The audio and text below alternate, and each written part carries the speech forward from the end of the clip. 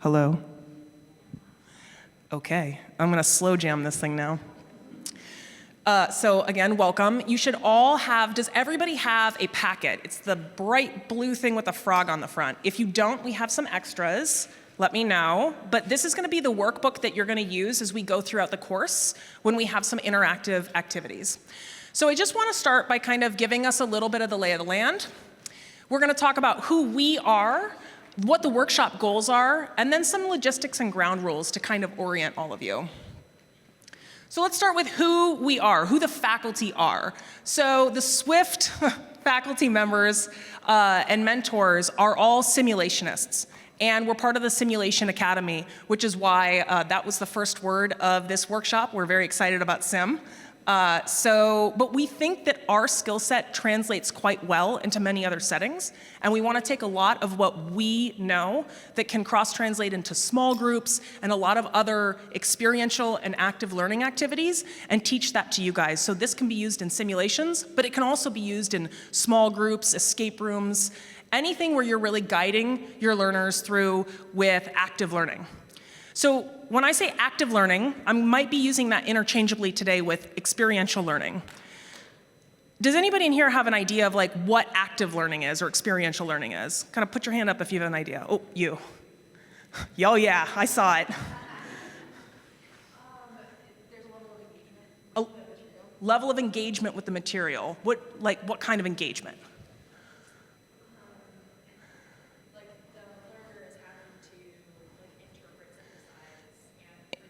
Interpreting, synthesizing, yeah, they're really wrestling with the information and manipulating the information, maybe questioning. Anybody else have any thoughts? Like, what is an active learning or experiential learning activity? I think an event where you're having positive stress that helps you solidify and create kind of neuronal connections and retain. Okay, so you're some positive stress so that they retain information. So again, having an experience instead of just maybe delivering content through a lecture where they're actually manipulating and then having that positive stress. Yes, it's very popular for learners. They often rate this very highly. But show of hands, and I promise I won't call on you, if you've ever walked out personally of some sort of experiential or active learning activity where you kind of felt like you didn't really know what you were supposed to get out of it. Has anybody had that? I'm seeing nodding, hands going up, yeah. This workshop is going to be designed to give you the structure and tools so that your learners walk away knowing exactly what they were supposed to learn. So simulationists are people that use active learning techniques all the time, which is why we thought we were the right group to come together and try to disseminate this information to a wider group of people. I want to take a moment to introduce us, and if you go to the first page in the workbook, you're going to see a list of the faculty, but if our SWIFT faculty could just give a stand up so that everybody can identify who in the room is faculty, since we all just look like a bunch of cool people right now, but these are the faculty. And we're gonna just go around and say who we are and where we're coming from, and just a line about kind of what our title is so you can see the expertise in the room. So I'm Julie Rice. I'm the director of EM Simulation, and I'm at Johns Hopkins in Baltimore. Hi everyone, I'm Sarah Hawk. I am at Rush in Chicago. I'm the director of Emergency Medicine Simulation and the director of assessment. Lars Beatty. I'm actually program director at UF, but love sim as a tool to see inside my learners' minds. Tiffany Modell, coming from Northwell Health in New York, fellowship director in simulation. I'm Hillary Moss. I work at Montefiore Moses in the Bronx, where I am assistant director of simulation, and I'm also for the medical school, the course director for transition to clerkship, and the theme leader for physical exam and procedural skills.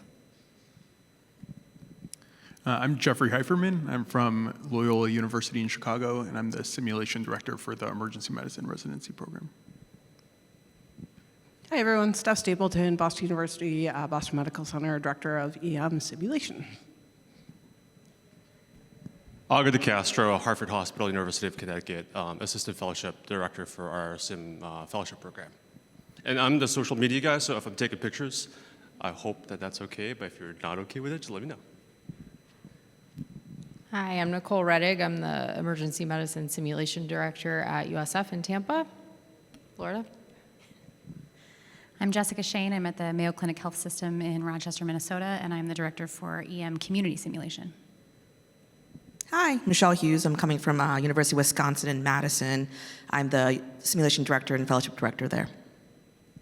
Hello, everyone. I'm Tina Chen, and I actually, my background's in emergency medicine simulation, but I actually mostly do undergraduate medical education these days. Hey, Mike Lambert. I'm coming from Brooklyn, Maimonides Medical Center, where I'm the simulation division director for emergency medicine and the simulation fellowship assistant director. So thank you, everybody. You can now hide amongst your peers. You're going to be at the tables today performing activities, talking with each other, interacting. So we want to take a few moments so that at the tables you can also get to know each other. So take about 2 to 3 minutes, and at the tables, if you could just introduce yourself, kind of where you're coming from, and then we'll reconvene together in about 2 minutes.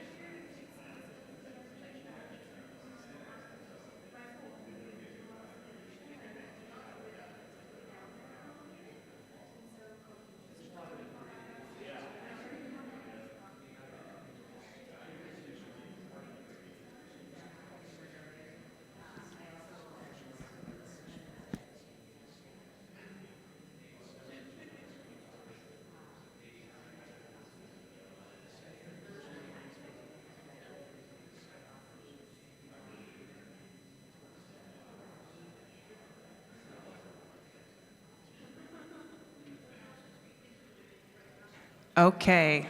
I'm just going to bring us back together. I'm so sorry to interrupt these great conversations, but we're going to have more time to talk later, which is why we wanted you to get to know each other a little bit.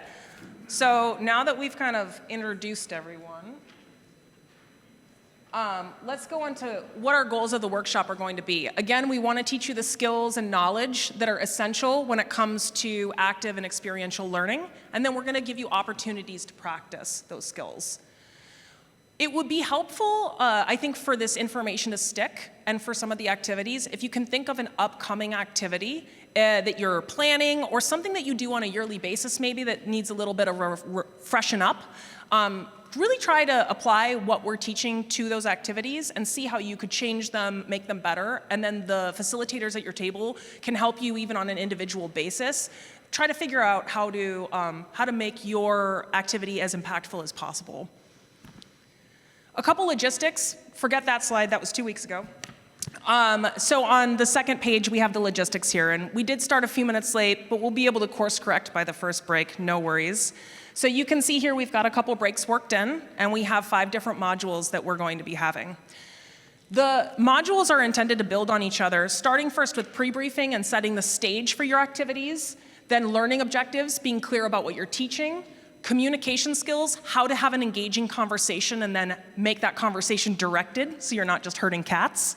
And then module 4 and 5 are going to focus on structures of how to do this and the nuts and bolts of how to do this. So 4 will be focusing on longer formats where you're sitting down 10, 20, 30 minutes, like after a simulation or in a small group.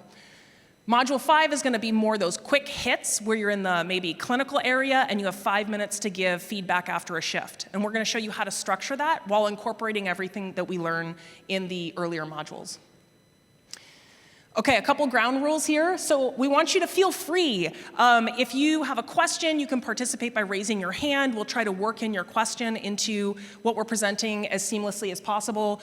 Feel free to take notes, pictures. This is all being recorded. I want you to know that. So, minimize the F's and the S's, and definitely not a hard C. Because this will go into perpetuity into the SAEM archives. So that's all pretty public. Just think about that also while sharing information and sharing stories. We're all simulation people in this room, which means we're used to walking around and standing and moving our bodies all the time, and we find it very difficult to sit for 4 hours. I suspect you guys might too as emergency medicine doctors, which means if you need to stand up, if you need to do a little bit of yoga over there, if you need to do some power poses, whatever you need to do physically to keep your brain engaged, please feel free to do that. And then during the breaks, though that's your own time, we'll make sure that we have those breaks on time so that you can, so that you know when you have your own time. Quick word, I just discovered where the bathrooms were. I'm gonna let you guys know because it is a sprint. So all the way down and back over to where the escalators are, and then you keep going all the way down that hallway. Nathan, you lied to me! Nathan! Oh my God, okay, never mind. I'm so glad I said that because I just ran so far. So there's bathrooms right over here. Okay, well, don't trust Nathan in the corner. But anyway, but obviously if you need to take breaks on your own time, we understand. We believe that you guys are intelligent, capable, care about doing your best and want to improve. If you ask questions, this is the attitude that we're gonna have when listening to those questions. And please hold that basic assumption about us as well.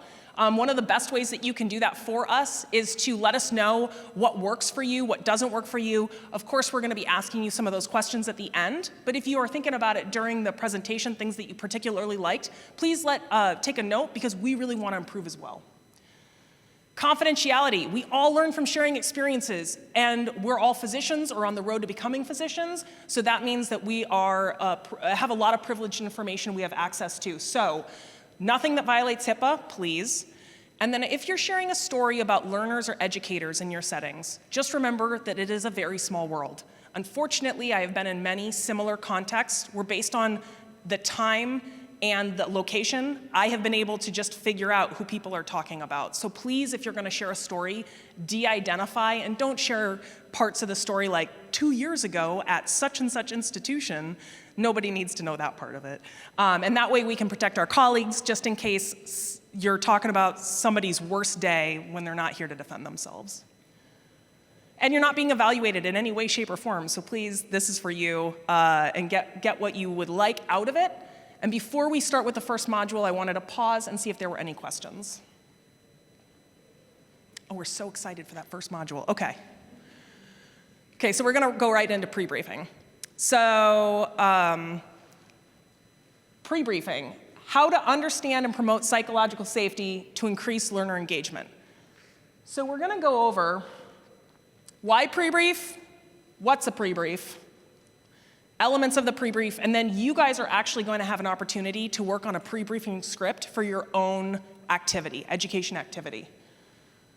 So first of all, what is a pre-brief? Raise your hand if you've heard or are familiar with what a pre-brief is.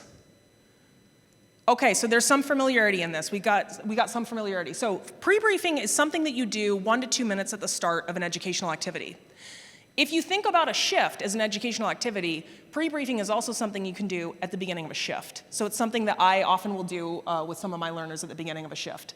It sets the stage for whatever the activity is, includes some rules and reminders. There are many common elements. There's about 4 common elements we'll go over, but really this is individualized to the instructor, the learner, and the setting. So why? Pre-briefing is really where you center psychological safety as part of your learning activity. It gets everybody on the same page, especially in small groups. You want a shared mental model about what's going on. Everybody gets to hear and agree to ground rules. Lets people know where the bathrooms are. Again, very important. I want to take a moment to talk about the experiential learning cycle. Now, this educator named Kolb came up with this, so you might also see it referred to as Kolb's experiential learning cycle. So Kolb, just watching people in every day, hypothesized how people learn from everyday experiences. So he said, you have an experience, then people reflect on their experiences. That didn't go well, what did I do wrong? They conceptualize, what could I learn from this and do differently next time? Then they start experimenting. How would that play out the next time I'm in that situation so I don't say that silly thing? And then they have another experience, and the cycle goes around and around. This is how we learn from life. Simulation experts are very well versed in this because we are often creating an artificial experience, and then we manipulate how people are reflecting and conceptualizing in the debrief so that they can reconceptualize and sometimes even do a simulation again where they're actively experimenting to have that new experience. I want you to think about the pre-brief is setting your expectations very intentionally. We actually been referring to it in our meetings as intentional expectation setting so that people feel that they understand how they're going to move through this process. And why is this important? This is important because people need to feel that they're supported as they move through this process. They might be questioning themselves, they might be thinking about what they did right, what they did wrong, and they need to feel supported and centered in that. And they also, if they feel supported, they can be very honest with themselves about what they did wrong and why. Another concept I think is very important is psychological safety. And I think this term has become more and more popular. There's some misconceptions about it that I want to address. So first of all, if you're very interested in psychological safety, Amy Edmondson is one of the world's leading experts in this area. Her most recent book, The Fearless Organization, details research done in this area in business, aviation, and a lot of it done in healthcare, especially in intensive care settings. She defines psychological safety as the belief that the work environment is safe for interpersonal risk-taking. In other words, that you can challenge yourself, question things without risk of professional blowback. Now, professional blowback, what does that look like in our setting? It could mean that if somebody's sharing an experience, it could that they did something maybe incorrectly or had incorrect thinking in the clinical area, that the instructor might think, I don't want them on my next research project, or they might get talked about behind their back. So this is risk-taking when you share things, and you need to know that you're safe in that. Increased psychological safety results in, and you can, again, there's entire books about this, better learning and performance, increased engagement, and earlier detection of failure, something you really need in the emergency department. Or that resident, you need them to realize, or that medical student, that what they're doing is wrong and they need to course correct. She talks a lot about how this is necessary in VUCA organizations. That stands for like variable, uncertain, I did the first F. Variable, uncertain, ambiguous, and the C is something like crazy. But it pretty much describes the emergency department. Wow, I've never gotten that one wrong. So she also, I love this table in her book because it really shows how psychological safety is different than performance standards. Many people will say, psychological safety, that means people are snowflakes. That means that people just need to be comfortable. Residents and learners cannot be comfortable, and your faculty, they can't be comfortable if you have high standards and they need to meet those standards. They feel supported by psychological safety. But as you can see here, you can't see that pointer there. Low performance, in order to get somebody comfortable, you have to drop those low performance standards to low. So you can have high psychological safety and low performance standards. That'll get your residents and learners comfortable. You need to have those pair it with high performance standards.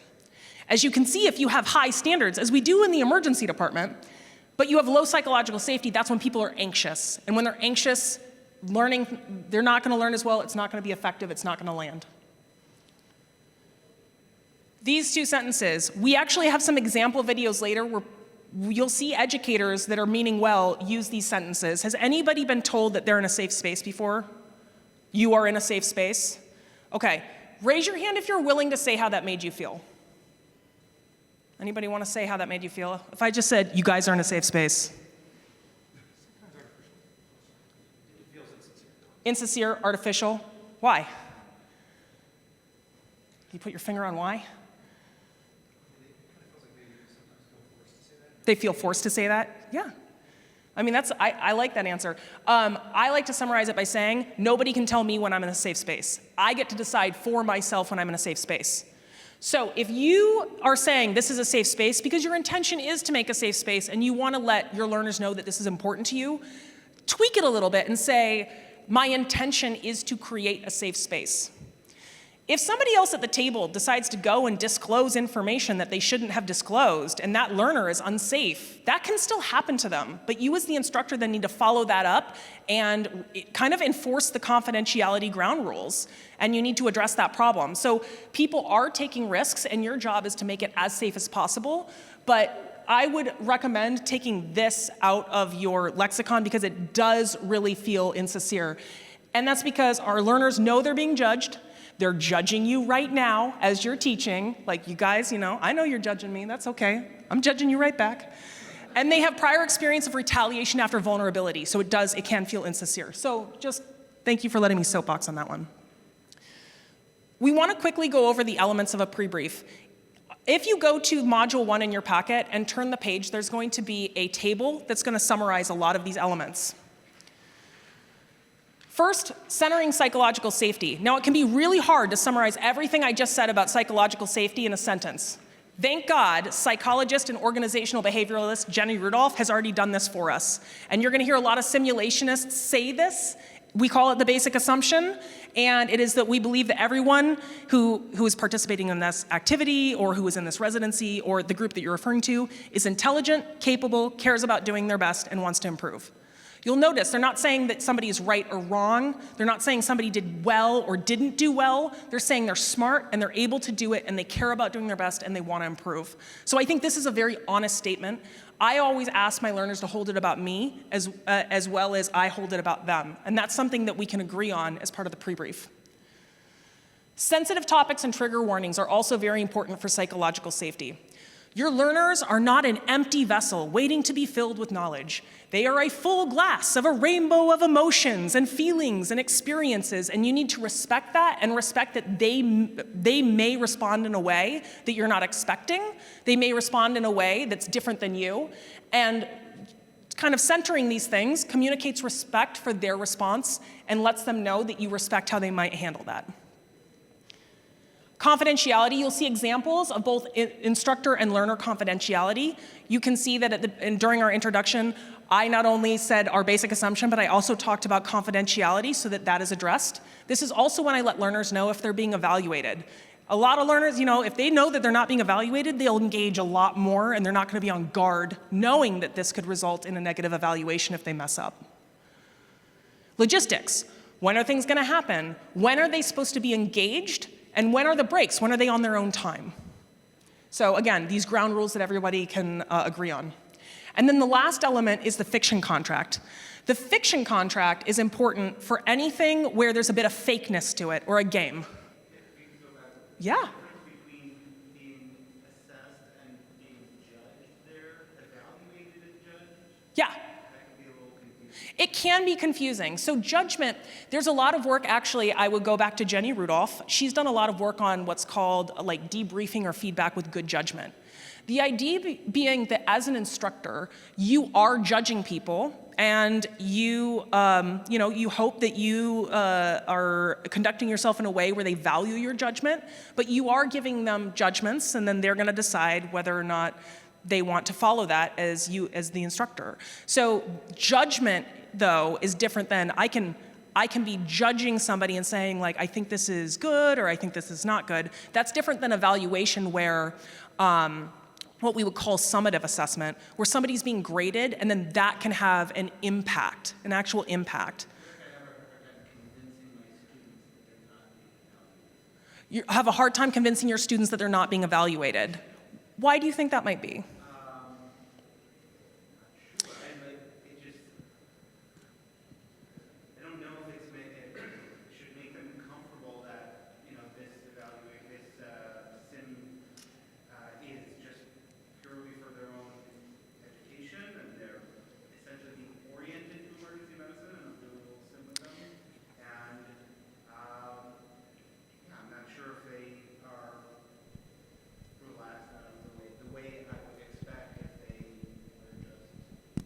Do you have a comment on this? Yeah.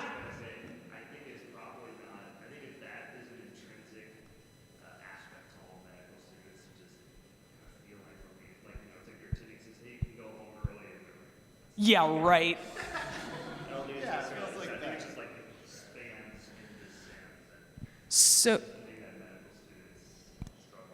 So I think this is the heavy lifting of sometimes when you're a faculty member of what you have to do. I have two of my residents like sitting right now, so if you're right here. So if you're wondering why we keep making like awkward glances at each other, it's because I know them very well. But I would hope I do a lot of work in their simulation curriculum where I'm telling them you're absolutely not going to be judged, but when we have meetings, when we have our CCC meetings, when we have faculty meetings and we're talking about learners, I will not talk about what happened in the simulation area as like a matter of principle. And I think you guys know that. Yeah, so I absolutely will not. Now, in the simulation area, if somebody has a problem that I'm noticing again and again, I will look for that problem in the clinical area and then start directing my feedback or summative assessment to that is manifesting in the clinical area. But the sim is not where that's going to come from. It might inform what I'm looking at, but it's not going to come from the simulation. So I aggressively enforce confidentiality. If I'm hearing things being shared outside, I will address that with people. And I think kindly, but I think then people know that they can take you seriously. So there's a lot of work that I think has to be done on that side. I would love to talk about this a little bit more, but just to move on, and then I will loop back if we have some more time, because I think that's a really great point.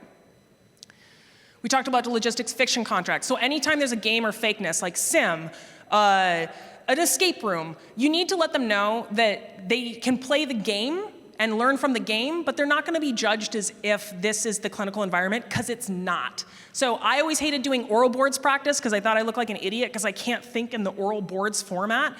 But nobody ever told me, like, look, this is just a game, just play the best you can. I always felt like I was being judged as if I was going to kill that imaginary patient. I did pass my oral boards, though. Don't worry, guys. So as you can see, this is an example of the script I use for simulation. I say, hey, this is a piece of plastic. It's not a real patient, and it will be difficult to treat it like one. You know that. I know it's a piece of plastic, and I know it's not a real person and that you're not going to treat it like one. This is the best I can do for you. I can't get you a real person, so let's play the game and use your actions as a platform to have a discussion about the clinical area. Everybody now knows that they're going to play the game, and I'm not going to be judging them as if they pushed the wrong med and now somebody's grandma's going to die, because I just want them to play the game because this is for learning. So again, there's pre-brief before the educational activity. There's many elements, and I want to get to our first activity. So think about what activity you have coming up. And I want you to think about that, and then I want you to go through the table and start circling. There's a lot of different phrases on this chart that could apply to the different 4 categories in the pre-brief. And you can start circling the things that might be applicable to your activity. There's also space for you to write your own language. So we're going to take about 5 minutes for that now. And then as we go throughout the day, I encourage you to come back and kind of look again at this activity and continue to make your pre-brief. So we will start with the next module in about 5 minutes.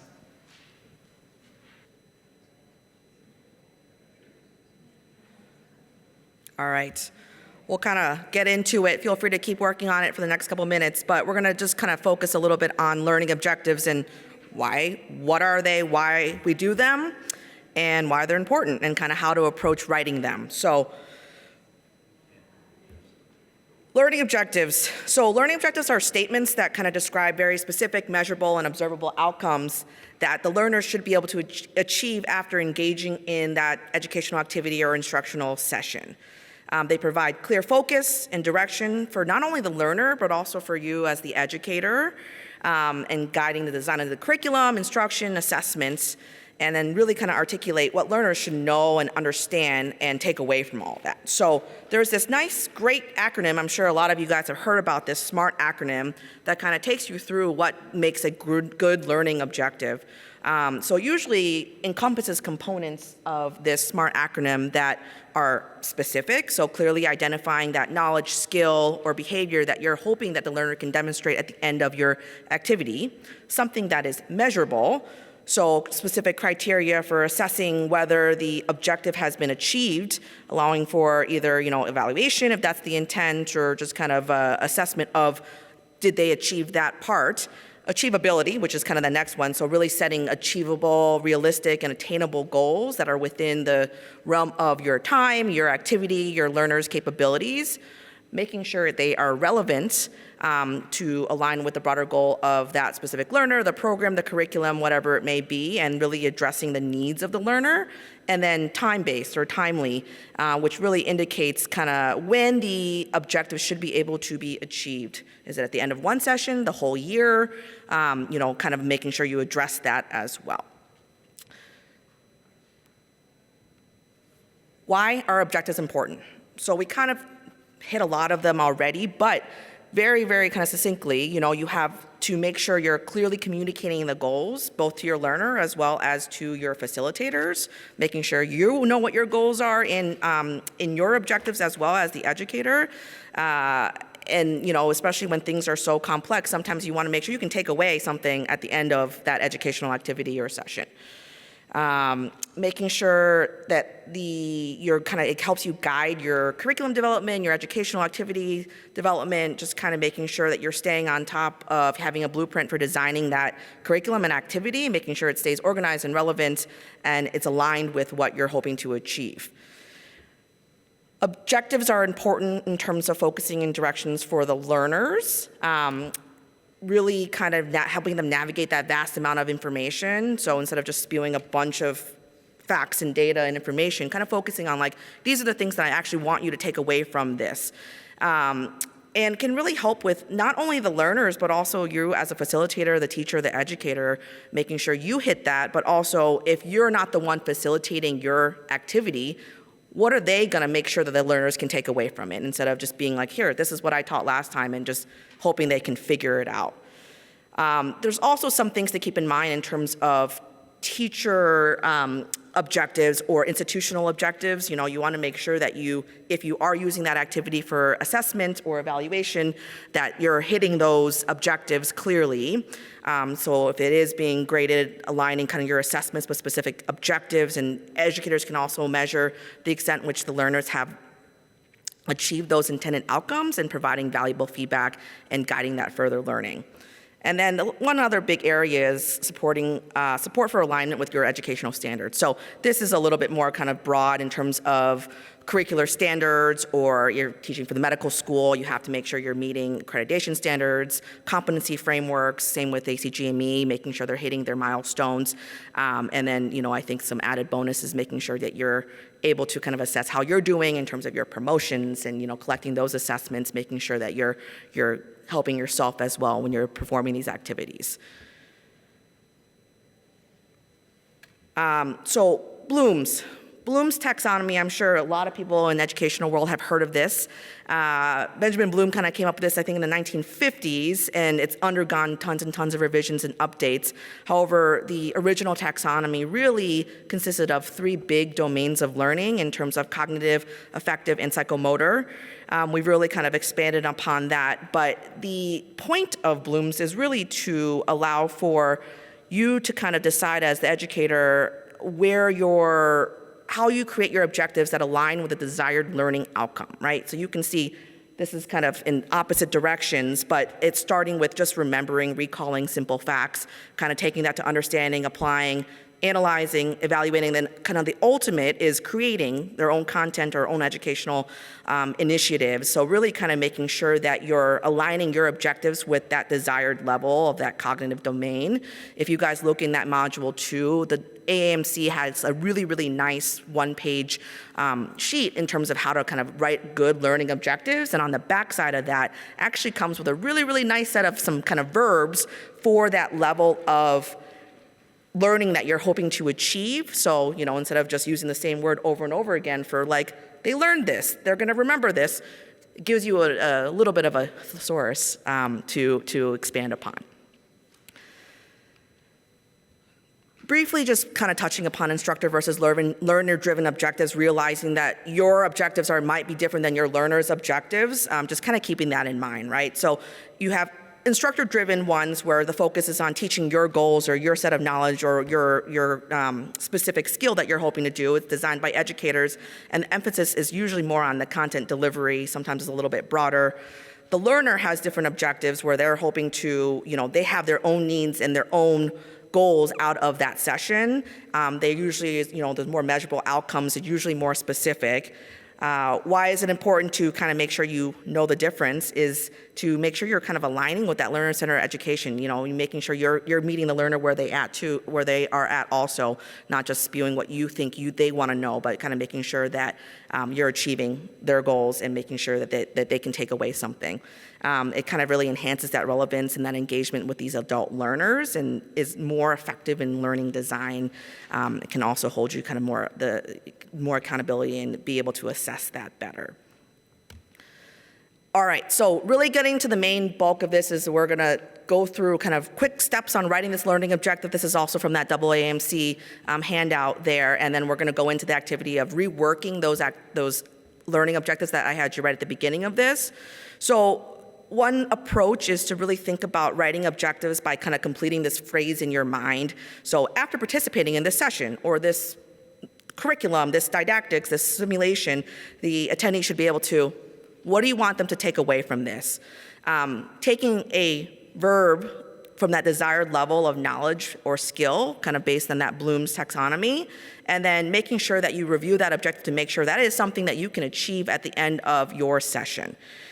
It should not be a list of learning activities, descriptions, or agenda items. You want to make sure you kind of are keeping that SMART acronym in mind when you write your objectives. It should really be what they should be able to know or do as a result of your learning experience.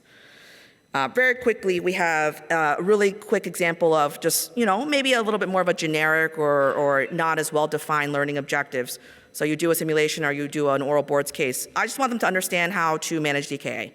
Super broad, super important, but super broad, right? What does that mean? Does that mean recognize, diagnose, treat? Who knows, right? So another way of phrasing that is perhaps by making it more specific and measurable, you know, by taking it to say at the end of the simulation, I want them to be able to recognize the symptoms, be able to order the right tests, initiate the treatment.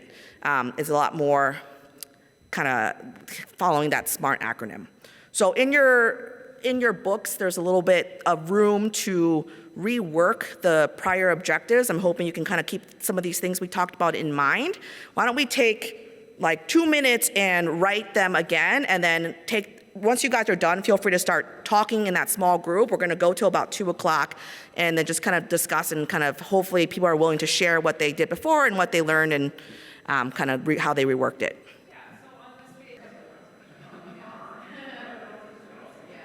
Okay, let's get going on the facilitation and communication skills. So we talked about how pre-briefing is going to feature what you're doing and set the stage, ground rules, centering psychological safety.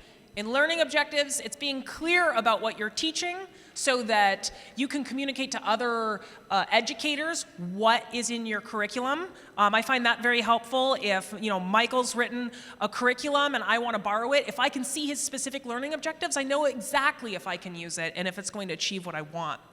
Now we're going to get into some facilitation and communication skills. With experiential learning and active learning, I want you to start thinking of yourself not as like the faculty or the person just standing up like Charlie Brown's teacher, just wah, wah, wah, wah in front of the class. I want you to start thinking that you're facilitating an engaging conversation. Facilitating people sharing their experiences and working together to build these skills where they're having a growth mindset and they're learning how to reflect on their own experiences to become stronger, to improve. And the way that you question and facilitate these things can make these activities can make them very effective. It can also model genuine inquiry and that growth mindset. So what are we going to cover during this third module?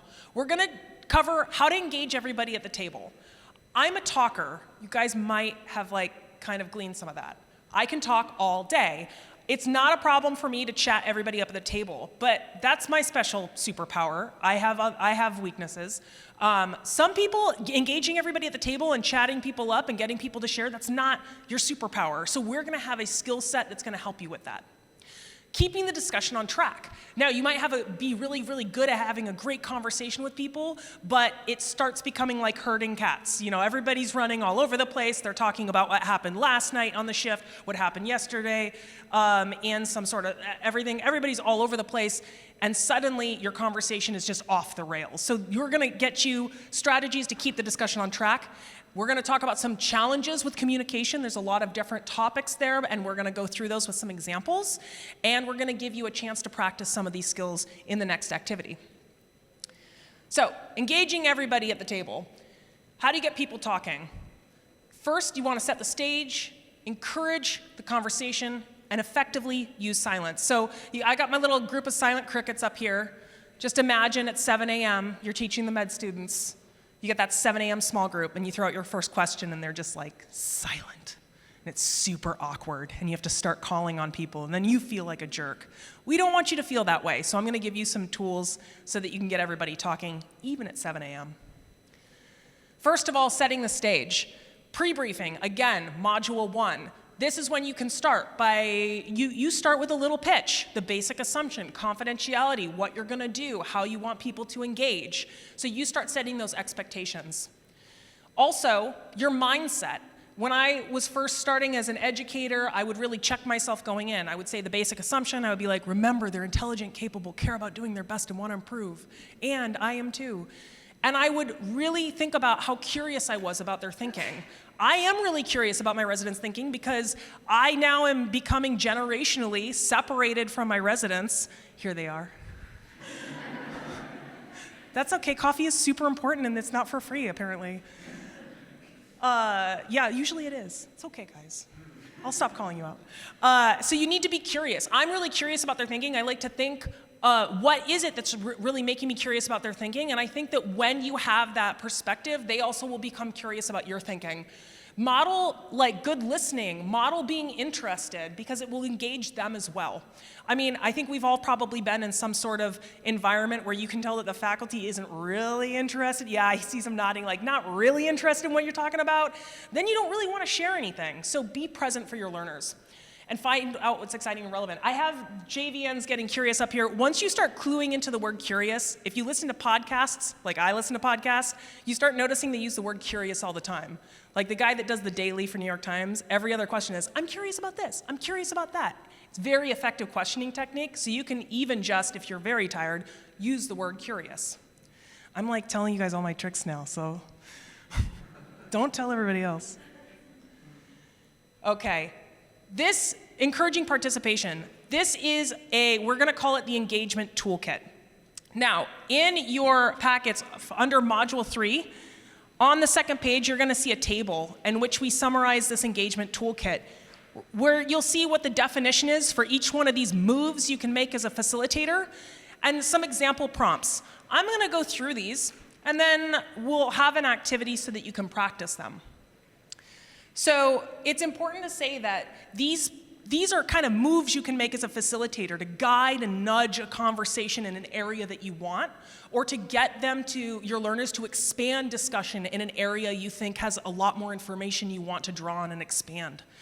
So this is clarify, dig, generalize, teach, and share.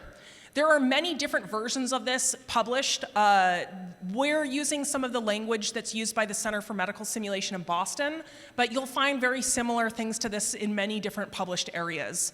So if it's similar to something, just know there's a lot of overlap.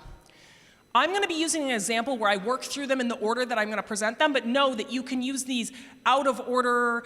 You can like clarify and then share and then dig, dig, dig, and then generalize. These are just different moves that you can make. Wrong thing. So first, clarify. So imagine you're at a small group, you're facilitating this conversation. So clarify, if somebody, I'm going to use, Lars, I'm going to use you as an example through this. I'll be the facilitator, and then Lars is going to be my resident in my example going through this.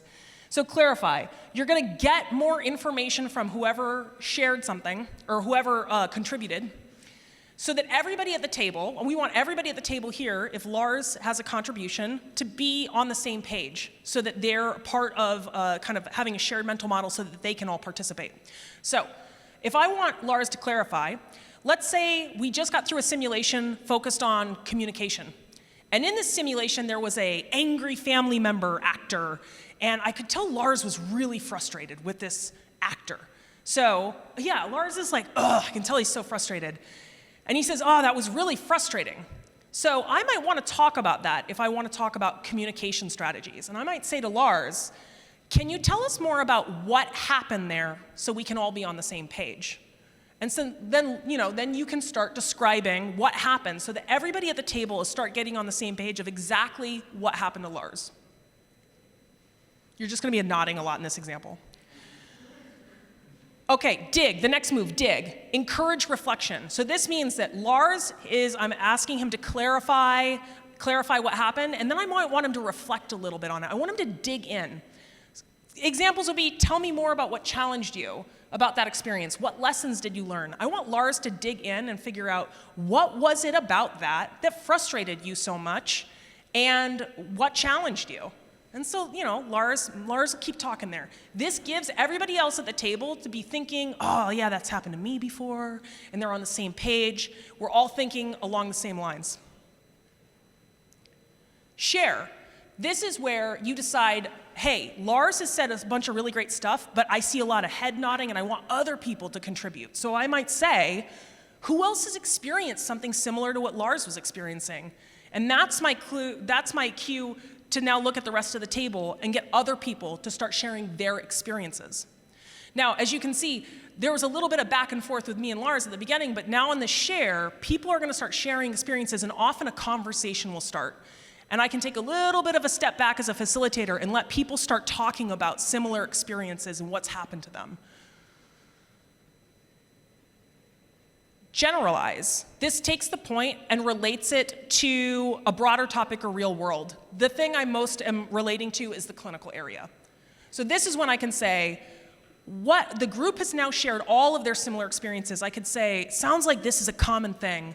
What can we take from this experience to our next shift? What strategies can we develop so that when we have an angry family member in the room, we can effectively manage that situation? So I'm taking it right to the clinical area, making it more concrete. And then lastly, teach. Now, if I'm teaching about communication, and my learning objective is for my residents to be able to, or my learners to be able to discuss strategies for dealing with an angry family member or managing an angry family member, I will have teaching points for that. And so the teaching, I'll say, I would like to take 2 minutes to teach about this, or I'd like to take 2 minutes to summarize these strategies and add a few of my own, where I'll take the strategies that the table has now come up with, summarize those, and then add the ones that I also want them to know. This now very well features, this is what you're supposed to take home from this conversation. So, we went through, again, that in order, but you can jump around these different tools many different ways, or these different, do these different moves many different ways. We'll get to the activity in just a second where you're gonna practice using these moves, but I wanna first say something about the effective use of silence. Silence is a really great tool when you're facilitating. I was taught to count to 7 slowly in my head, because sometimes that learner that's not that verbal might kind of sit there and be thinking, and it might take them a little while to decide that they want to talk. The longer silence goes on, the more uncomfortable everybody gets, and so finally somebody was like, okay, I'll share, so that they might talk. So when I throw out a question, I will ask a question, and then in my head I think 2, 3, 4, 5, 6, 7. And that's about enough time that people are usually like, I will share something. If people don't start talking, silence can also be effective because it could be signifying something to you. Maybe the question's not that clear. And so I'll generally follow up with, I'm sorry, was the question not that clear? Do we have any questions about what I'm trying to ask? Could I clarify that at all? Sometimes people are just really tired, but it helps to acknowledge that. You could say, hey guys, it's been a long day, are we super tired? And if everybody's tired, that's a moment to pause and negotiate what you want to do to get group engagement. You could say, hey, we have 15 more minutes to all be engaged and talking together. Do we need to get up and take a 1-minute dance break? Do we need to do jumping jacks? Do we need to take a 5-minute break right now and then come back together, but we're gonna end 5 minutes late? Or are you guys willing to engage and push through? And so you get to renegotiate at that moment if everybody's silent. Because it's no use, nobody's gonna learn anything by just like pulling them through 15 minutes of awkward conversation and then being upset, everybody being upset at each other. So use that silence to try to figure out what's going on. So let's practice. For module number 3, we're gonna have an activity, and the facilitators at the table, or our faculty at the table, are gonna be helping you with this. Each one of these moves I discussed, we have these cute little cards. One person at the table is going to pretend to be the group facilitator. We've got 3 different prompts, just like innocuous conversations about, streaming services, Netflix, breakfast foods, books. And I want you guys to start thinking about trying to get a conversation going at your table.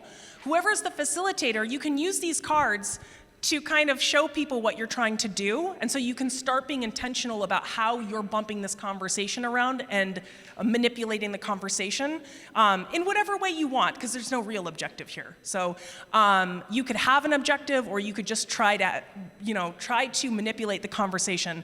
We're gonna take 15 minutes. So after about 5 minutes, if you feel like you're done using these different techniques, pass it on to somebody else. And the faculty at your table can help you guys do that, okay? So we're gonna take the next 15 minutes, so we'll come back together at about 35 after. Okay, have fun.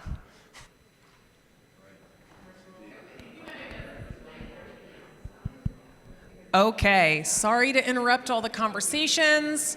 Hopefully you guys had a little bit of experience there manipulating a conversation. It was just really meant to be fun. It's a little challenging if you don't have a learning objective that you're driving towards. So this really was more of an activity to just try to get people talking and experimenting with some of these questioning techniques. I want to move on next and just talk a little bit about, so you got people talking, you're using these like silence effectively, people have been pre-briefed, they know their learning objectives, you got these great questioning techniques, and then how do you keep them on track? How do you keep this discussion on track if you have learning objectives? How do you keep it focused? So here's you maybe up here trying to hurt all these cats. So, we're going to start with, again, pre-brief, so important, setting those expectations, letting people know if there is a discussion centered around certain learning objectives in a small group. Maybe you want to feature that at the beginning so people know what you're going to be talking about. Knowing those learning objectives, being very, very clear about what those learning objectives are so the conversation doesn't just wander off into left field. And then we're going to introduce something that many of us use variations on this technique. We decided to make it a visual technique with this lily pad framework. And in this, we want you to imagine that each objective is a little lily pad, and you are the adorable little frog jumping between them, facilitating this great conversation. So think about the lily pad framework as a discussion map. Now, this will help you keep your objectives clear and help you transition smoothly between objectives and to have teaching points for each. The way I like to visually do this if I have a small group is that I'll have a piece of paper, kind of like this, where I'm going to use an example here where you're teaching an ACS small group to medical students. Now, you might first look at my 3 objectives and say, those aren't exactly SMART objectives. So just imagine that it says, by the end of this small group, the medical students will be able to, and then because it's medical students, I've chosen some of those Bloom's taxonomy words that are in the first two categories, those easier learning objectives of list and discuss, because it's for medical students. And we're not going to have them being analyzing and applying, because we just really want to get the kind of the knowledge across. So I'll have a piece of paper, and I'll have my 3 learning objectives written down. Under those learning objectives, I'll include what teaching points I want and the references, so I can point people to the reference material. I also include space, so that as we have a conversation, I can make a note of who is saying what, so I can connect the conversation back to who's participating. This helps keep people engaged. With medical students, often I find that if you have 3 learning objectives like this, you'll kind of move through them 1 and then 2 and then 3. And so I'm going to do that in our example here. With higher level learners like residents, more senior residents or faculty, you may, with more practice with this technique, people may be jumping between different objectives, and it will be your job to keep track of what comments are relative to which learning objective, so that then when you choose to teach on something, you can kind of corral a conversation around an objective and teach.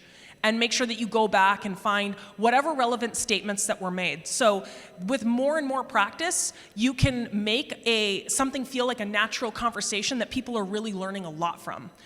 And if people are coming to their own conclusions and working and problem solving, they're not only learning how to solve their own problems, but they're going to feel like they got there on their own, and it's going to stick, it's going to be more memorable because they did the work to come to their own conclusions. And that's why having this discussion going at a table is really important, because people will challenge each other and get each other to the right spot.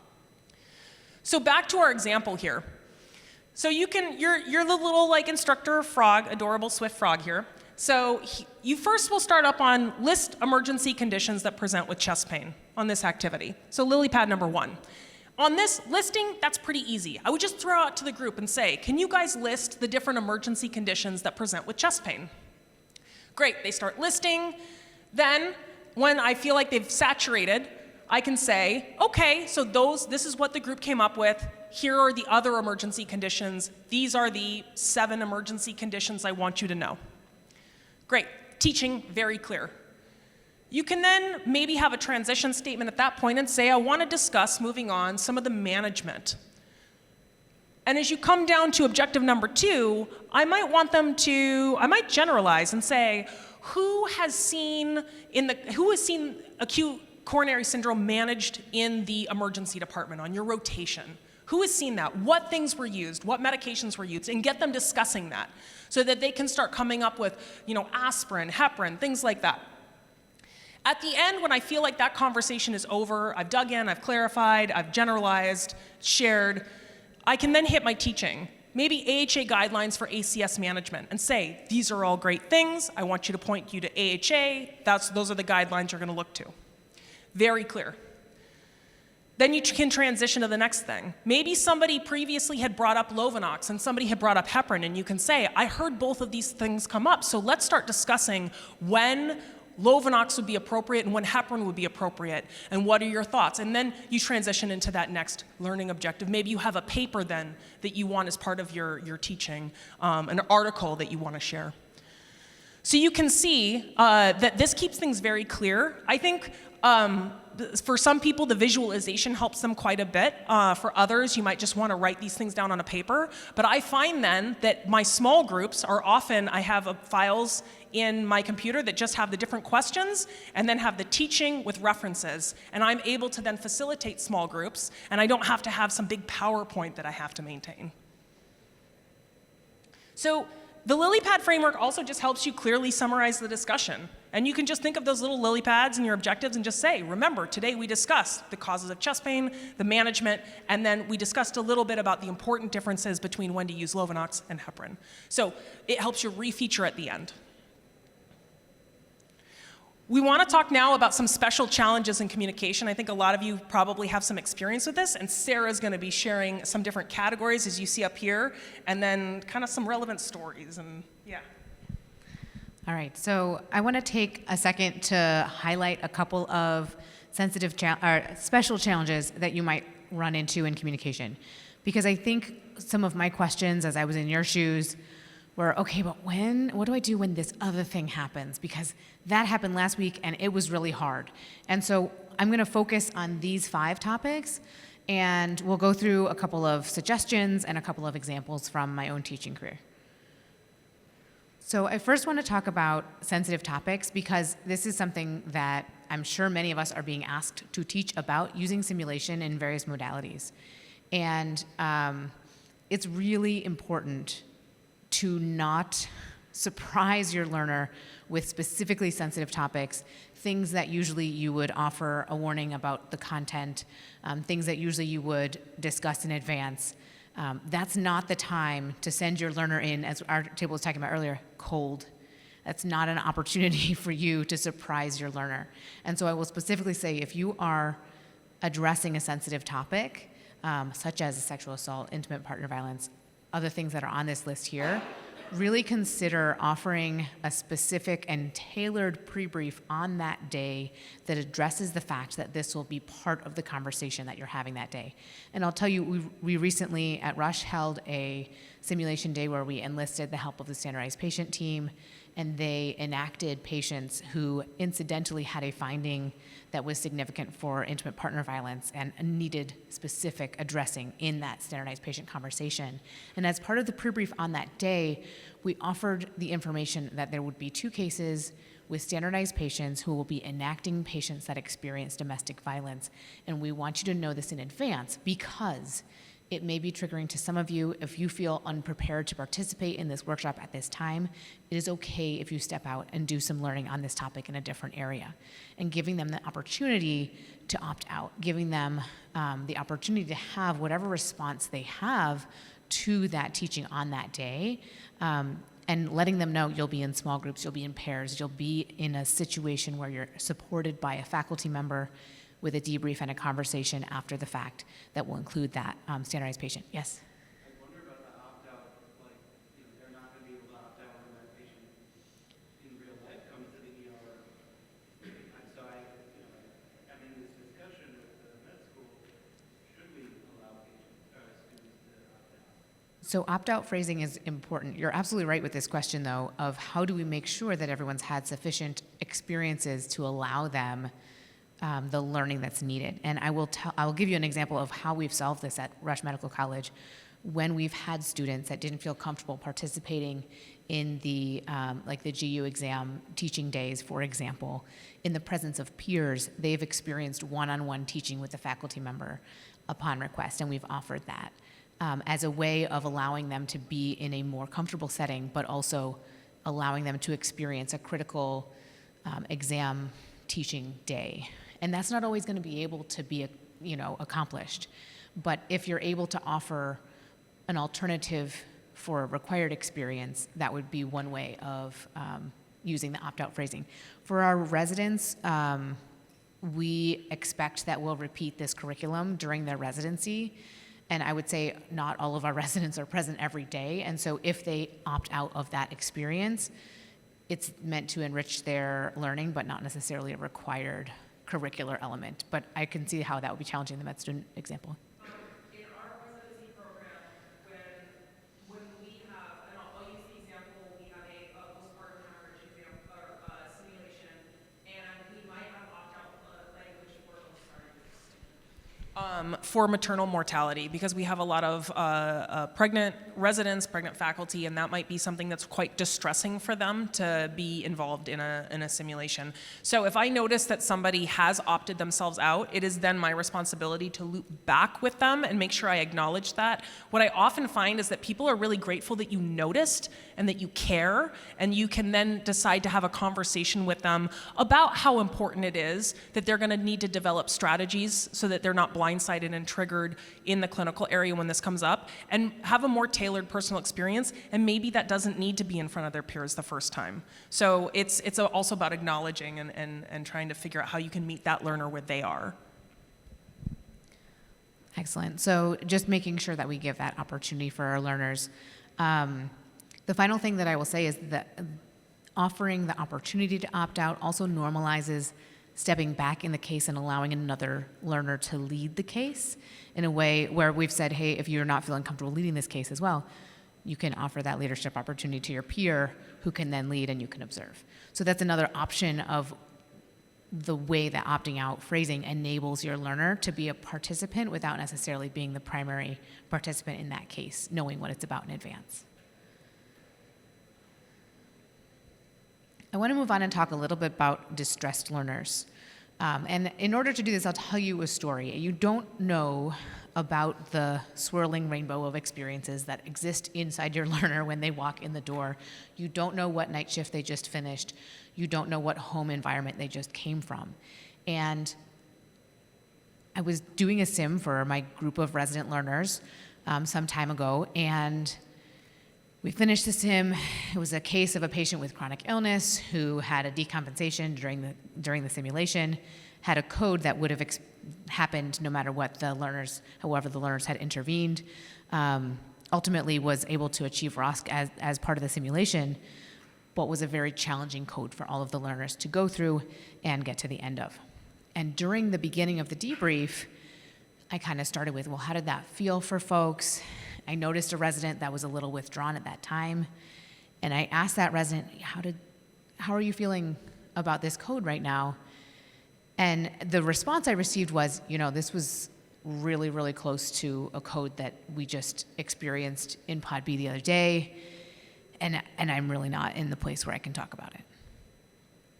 And I was like, oh, because this is absolutely the type of thing that the sims that we write for our residents to learn can take them back to something that they haven't fully processed, can take them back to something that was traumatic for them 2 months ago, but they forgot about it maybe a little bit, and now they're there again.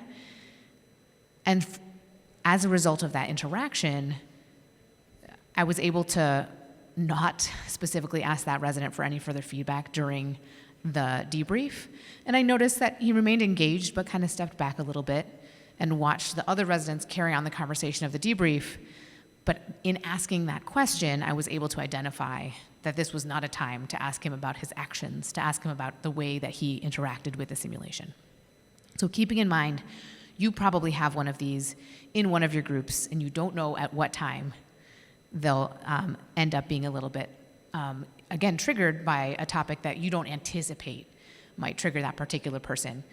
Another example of this type of thing was kind of a standard Breaking Bad news case that we were practicing, and I had a resident who had a family member with similar bad news not too long ago. And in that moment, she said, I can't practice this case right now. And I said, absolutely, we'll move you and have you do something else right now.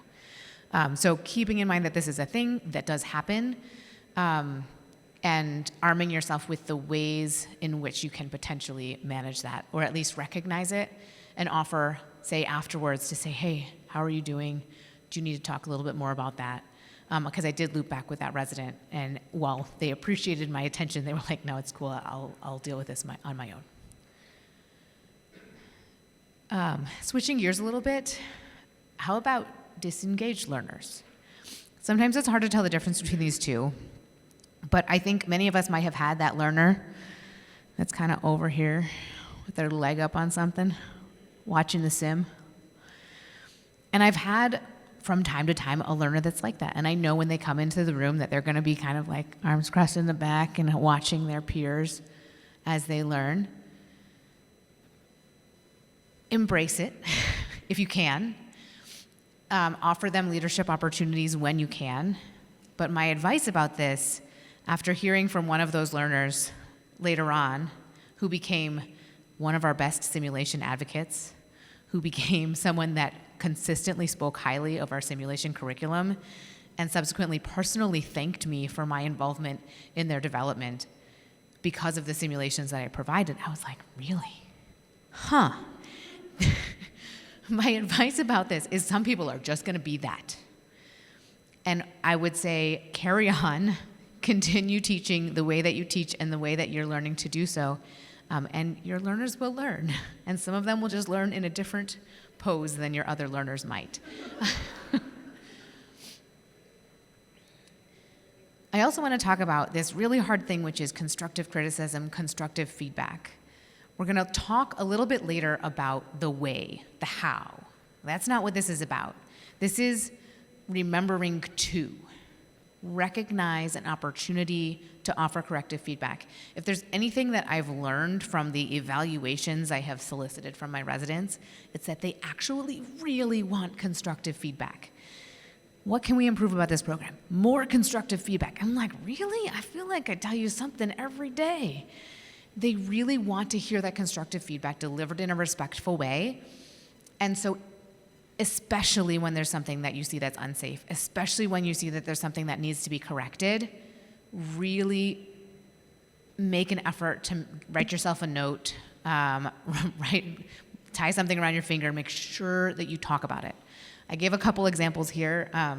You ever had a learner give Levofed to a hemorrhaging trauma patient? Maybe making sure that you correct that in the debrief time would be a really helpful way to intervene in that learner's pathway as they might of resuscitation of a trauma patient. If they forget their sedative in RSI, please don't ever do that to your patients, right? But maybe say that to them in a much nicer way, such as, I noticed that you omitted etomidate from your RSI meds. I'm concerned that this may result in inadequate sedation, and I wonder how you see it. Or let's review, I can't quite see it, how to complete an RSI sedation. So if you're familiar with the AI structure, that's what I use here. But I've found that when I need to give constructive criticism, using a I noticed, I'm concerned type of framework really helps them understand what the problem may be, even if they kind of already know, so that you can deliver the constructive feedback and the really important thing that needs to happen. Am I out of time?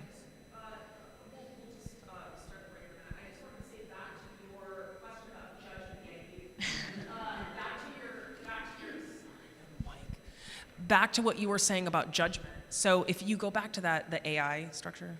So that I notice I'm concerned. When you're saying I'm concerned, you're telling them your judgment. I'm concerned that this is going to be the impact on that patient. That's your judgment as the faculty. And so that's why when people are like, oh, you're judging me, you're like, I am judging you. And you better be happy about it. No, but I am, and I'm taking the time, and then you as the faculty, it's your job to be the type of person that they're trusting your judgment, but they get to decide whether or not they're gonna do that, right? You can't force that, but this statement shows that you're passing judgment on what they did. Now, it helps to pair it on the impact to the patient, like this is how I'm judging you, and the problem is that it's inadequate sedation, but this is an example of that good judgment, right? So. All right, so my last example then to talk about a challenging learner situation would be a tangential discussion. So there are some tangents that are really productive. All right, so etomidate, do I have to use etomidate every time? Can I use ketamine sometimes? What if I use this other thing that I heard about on MRAP and I want to try next time? That conversation actually could be productive. And if you look at your watch and you have enough time, you can allow that conversation to continue as an area of curiosity for your specific learner group, as long as you make sure that you hit all 3 or 4 lily pads that you've decided are your objectives for that learner group at that time. So if you have enough time to add on a tangential discussion about which sedative is the best, do it. But if the conversation veers towards breakfast foods and French toast versus biscuits and gravy, that's the kind of time to say, you know what, I want to make sure we return to the objective we were covering. This is really important, biscuits and gravy, and I want to return to another important topic that we were just talking about, which is how to do a really great RSI. And so redirecting the conversation and allowing maybe a little bit of a tangent while then you steer the group back to the thing that you really want to discuss next can really be helpful. All right, so we have maybe a little bit of time to have a discussion, do we? No, we don't.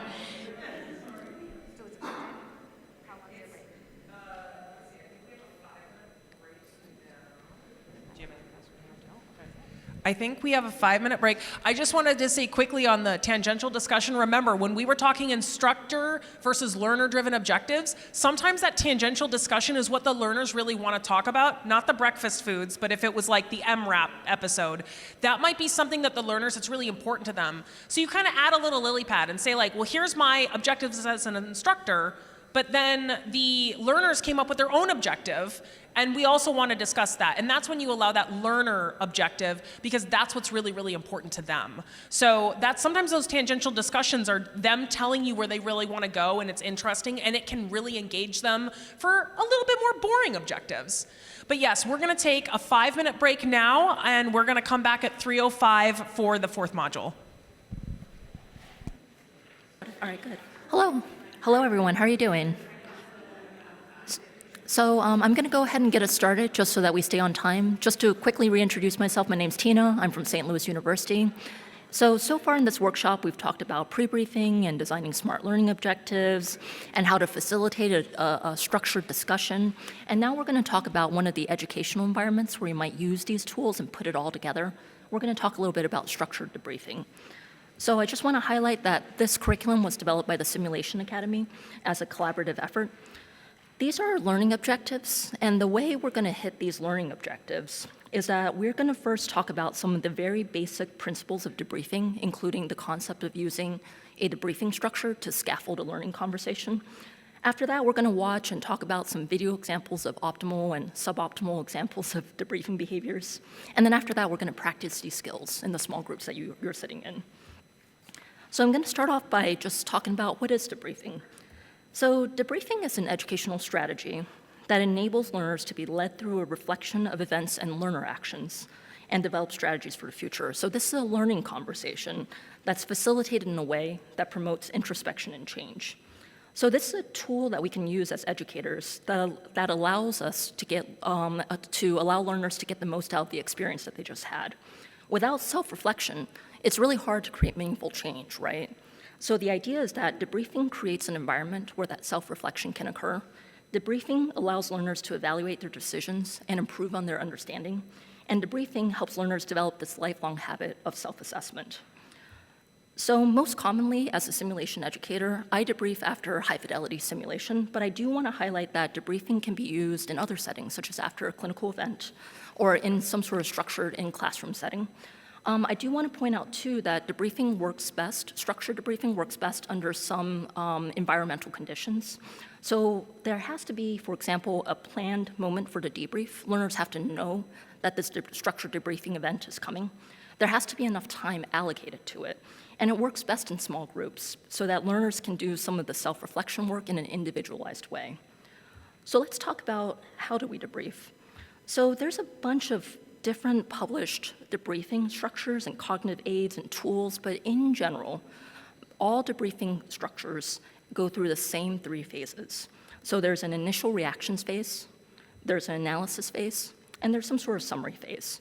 And there are some examples of debriefing structures that break down these 3 main phases into even more steps. But this idea of starting with reactions, analyzing the event, and summarizing key takeaways still exists in all of them. So PEARLS is one really commonly utilized and publicly available tool for structured debriefing. You should all have a handout on this. It's inside your participant packet. And one thing I do want to highlight here is that the phase names are somewhat different, but they still can be roughly categorized into those 3 core phases of reactions, analysis, and summary. And this is the debriefing structure that we're going to be using here throughout the rest of the module. So let's talk about this in a little bit more detail. So the first phase of a structured debriefing starts with the reactions phase. And this is a moment to set the stage for debriefing. The idea here is that if you do an educational session with a learner and they're still really caught up about, what happened during the education session, like they go into it like, what did I do wrong? I really hate debriefing. That was really awkward. I was really scared. They can't really meaningfully engage in self-reflection. So the idea of the reactions phase is to smooth that out a little bit and prepare the learner for the debriefing conversation that's about to happen. This is a moment where a facilitator can really emphasize their intention of psychological safety and to explicitly allow the learner to verbalize any stress they feel and to release it so that they can focus on the next steps. The next phase is analysis, and analysis is probably the most challenging and weightiest part of the debriefing process, and this is when we discuss the decisions made during the educational session, why those decisions arose, and whether there can be implementable changes for the future. When you design an educational session, you probably have some sort of objective tied to it. So for example, you might have some sort of performance domain that you intend to explore, or you might have some sort of learning objective that you wrote for the educational session.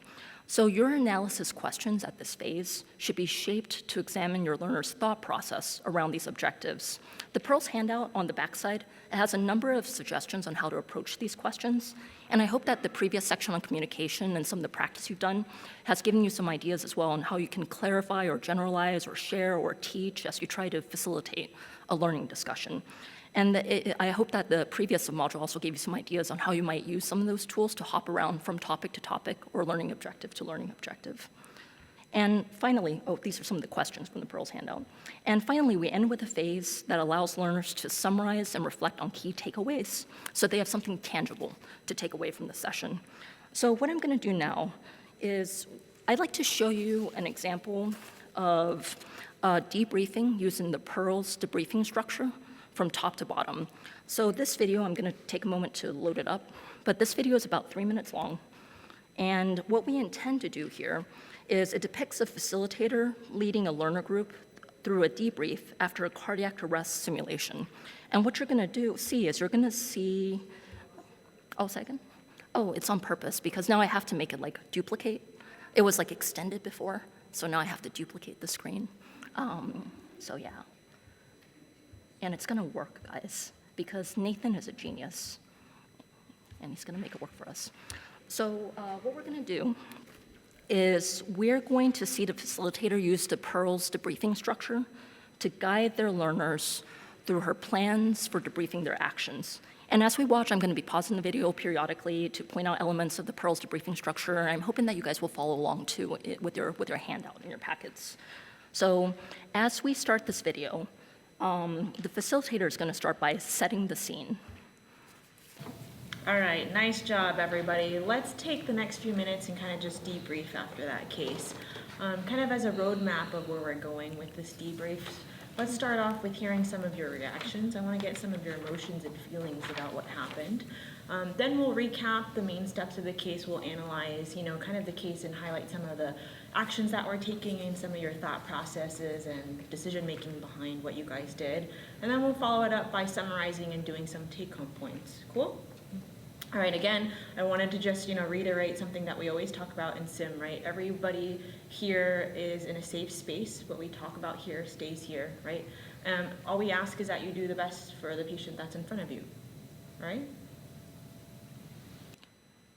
So the goal of the facilitator here is to reinforce her intention of psychological safety. So she's also given the learner a quick reminder of how they can expect to spend the next few minutes of their time. And she is verbalizing her hope that they will speak freely. We talked before about how psychological safety can be very challenging, but I do think it's very important to verbalize your intention of that psychological safety at this stage. So I'm going to, next we're going to see the facilitator explore their learners' reactions. All right, let's get some one-word impressions on how you felt. Okay. Stressed. Great. Wow, that's kind of a broad range of reactions. Does anybody else want to share your feelings about the case? I thought that was a pretty classic case of cardiac arrest, but as always, there's always stuff to improve on. It's been a while since my last code, so I felt a little bit rusty. Yeah, thanks for sharing this. That's exactly why we practice, right? This sim kind of gives you a more recent code to reflect and learn from. So the goal of this reactions phase is that the facilitator has given the learners an opportunity to talk about any lingering stress they might have about the case. Again, if you have a stressed learner who's thinking about their performance, they can't really engage in any sort of meaningful discussion about it. So it's very important to sort of lower the temperature before you go into the next few phases of your debriefing conversation. So the next phase that you're going to see is going to be the description phase. All right, let's get started on recapping this case. Doc, do you want to go ahead and lead us through a summarization? Yeah, I thought this was a pretty straightforward VFib arrest with a STEMI patient. We gave epinephrine, amiodarone, shocked a total of 3 times. We got the patient back, then we sent her to the cath lab. Great. Anybody else in the group have anything else, any additional thoughts? No, I agree. Yeah, I would say that's a great summary. Cool. So your goal here is to get everyone on the same page about the events that occurred during the learning session. If there's disagreement about what happened in the case, this is the stage to hash it out. Because if the learners don't have a shared mental model about what happened during the educational session, it's very, very tough to do any sort of meaningful analysis after that point. So we're going to see the analysis phase next. So this phase, like I talked about before, I think is the hardest part of debriefing. And this is where you're going to see the facilitator sort of using digging questions and clarifying questions and generalizing questions to talk about the learner's thought process and to help cement takeaways. All right, so I saw a lot happening in this case, and I'm really interested in hearing some of your thoughts from the group. You know, what are the things that you felt went well, and what are some of the things that could have gone differently? Well, we got the patient back, so that was pretty good. I did make a mistake with the meds, though. Yeah, actually, I'd love to talk about that a little bit more. So I noticed that amiodarone was ordered, and I think given, but there really was no readback from the medication nurse about the dose or the medication that was given. And I'm worried that it might have resulted in maybe the incorrect medication that was administered and could have harmed the patient. How do you guys see it? I'm actually really glad you brought that up. That bothered me a lot, too. I heard an A word and just assumed it was adenosine because I treated a patient with SVT pretty recently. Yeah, I mean, this could be something that could happen in real life, right? Yeah, you know, I've actually seen somebody get fentanyl instead of phenylephrine in a code situation. And I think it's just because codes are often pretty confusing, communication is difficult, there's a lot going on, a lot of noises, and so things just kind of get a little cumbersome. Yeah, great point. Let's talk more about communication. Is everybody familiar with closed loop communication? Great.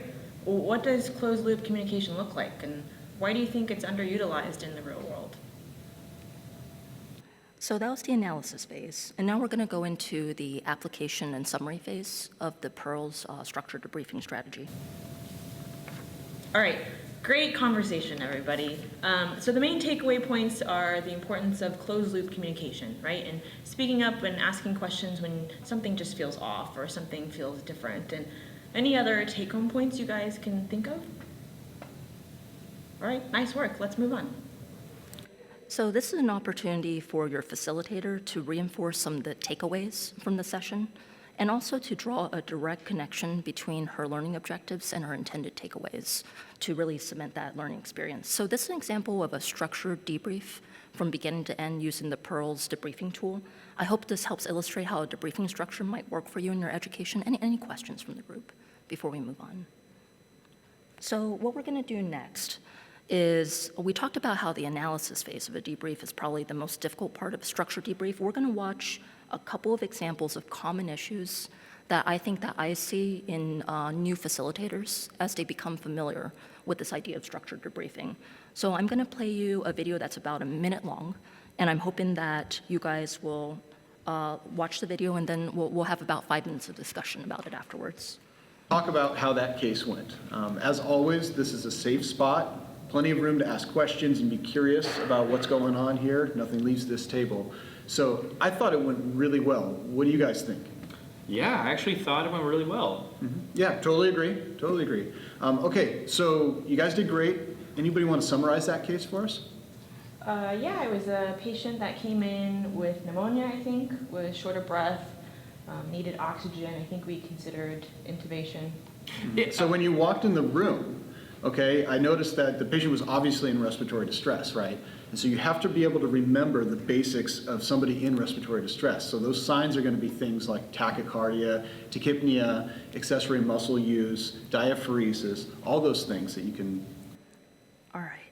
And then what we're going to do now is I'd love to open the forum to have about 5 minutes of discussion within your small groups.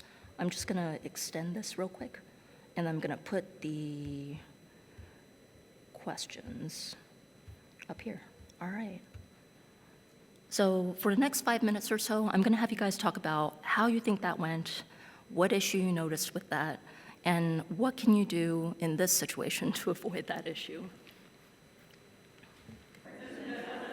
All right, everyone. I'm going to start having you guys wrap these discussions up, and we're gonna go into another quick example of how things can sometimes go sideways during that analysis phase of a structured debrief.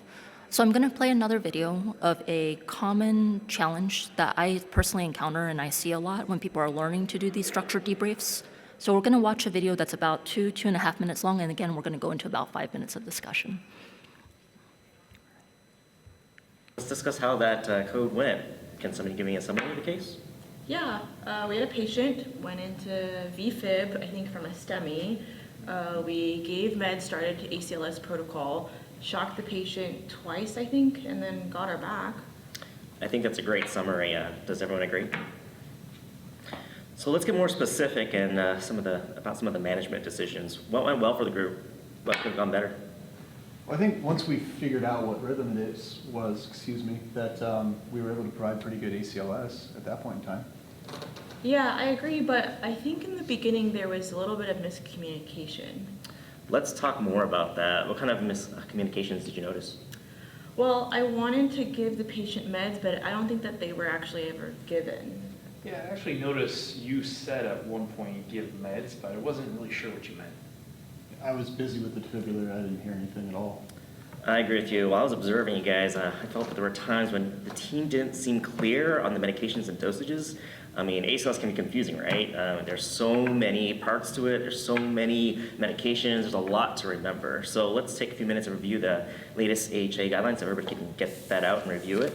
How is it important to give patients the right medications? I think it's super important, right? Totally. Let's take some time to review from the top. Was this patient in a shockable or non-shockable rhythm? Shockable. I agree. What meds do we give for shockable rhythms? Epi, amio. Yes. What dosage? So epi is always 1 milligram IV with adults, and then amio is 300 milligrams. Yeah, correct. Just to summarize, ACLS has a lot of components, and in these high acuity situations, it's important to have a working understanding of these algorithms. That being said, no one can remember everything. It's impossible. You can always have tricks like a smartphone app or pocket resource. Any other takeaways from the group? Well, actually, I have a question. So during the case, I knew what meds to give. I knew the dosages, but honestly, I couldn't remember your name, sorry. And I just couldn't really figure out a way to I don't know if we actually assigned roles. I didn't know how to ask for help without seeming rude. Any suggestions on how to handle that in the real world? Well, I guess we can talk about that. All right. So now we're going to have you guys talk about this in your small groups. I'm going to put those same 3 discussion questions back up on the board again. All right, everyone. I'm going to start wrapping you up. So I hope that this has been a useful illustration of some of the common issues that can occur in the analysis phase of these structured debriefing, these structured debriefs. So for facilitators to be effective in doing a debrief that's truly a learning conversation, it's really important to listen to the student, to use open-ended questions that really anchor to your learning objectives, and to avoid making assumptions about why the learner chose actions that you observed. And by doing that, it makes the debriefing conversation a little bit more effective. So what we're going to do now is we're going to transition to the next phase of this activity. So what we're going to do is we're going to have you guys role play a debrief within your small groups. So in each of your groups, what you'll do is you'll do sort of like a mini activity or a game that involves cooperation and teamwork. One of you will serve as the debriefer, while everyone else at the table will be a learner. And then the debriefer will debrief the learners using this Pearl's debriefing structure. They'll debrief the group on the examples of on the teamwork and communication that they exhibited to get through this learning activity. So I'm going to have you guys do that in your small groups. We're going to spend about 20 minutes on this and then wrap up.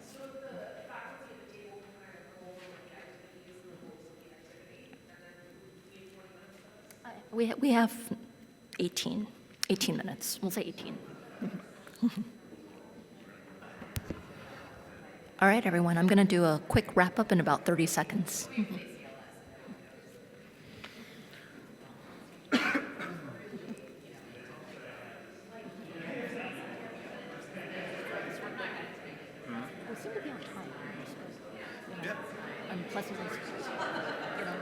They get a break, too. They do get a break. I think we come back at 4:05. All right, everyone. I hope that you had a very productive session, and I hope that this was a good illustration of how a structured debrief can be used to scaffold a learning conversation with your students. You still have to use some of the other nuts and bolts we talked about, like setting the intention for psychological safety and using some of the facilitation techniques we described, but this can be a really great device for structuring that conversation and ensuring that you go from phase to phase to phase to phase in a way that makes sense for your learner. So what we're going to do now is we're actually going to go into a break, and we're going to come back at 4:05. Is that right, Julie? For the final module of this workshop. So go ahead and take a break. 4 o'clock. Okay. So 4 o'clock. All right. So at 4 o'clock we'll come back, and hopefully that'll give you some time to do whatever you need to do. See you guys in a bit.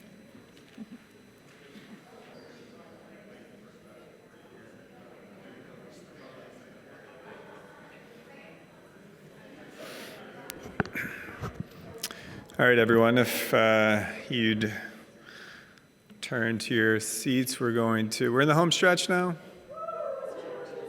This is the last module, last session. Yeah. So we're going to use about half this time just to run over some of these concepts of a clinical debrief. It'll be probably a lot of what we've already gone over. Really, it's just applying it to a different environment in the clinical setting. I'm going to review a few principles for the first half through this didactic portion with a little interactions, and then we're actually going to have the second half, the last probably 25, 30 minutes. Again, we're going to be back doing small group exercises in the form of a role play at your table.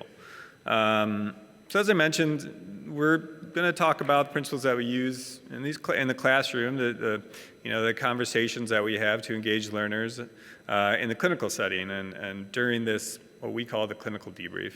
I know there might be different interpretations. There's a lot of learner interactions we have as academic physicians.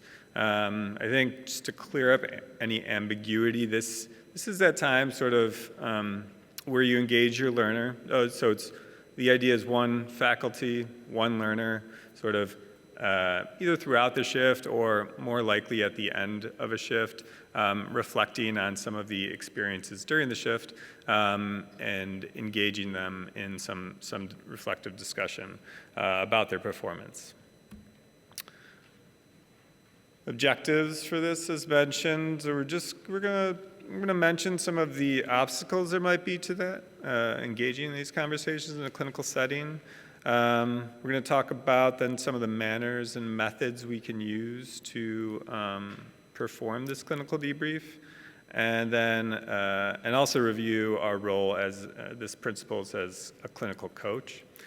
And like I mentioned, we're going to finish off with this role-playing exercise. So, obstacles to clinical debriefing. I think there are many. I know there's a lot of literature out there, and it's something that is often unspoken. I think the idea is I think we all have the intention as academic physicians to engage our learners in feedback conversations or debrief them, but we're often faced with, maybe we don't have the same continuity that we do with all the residents.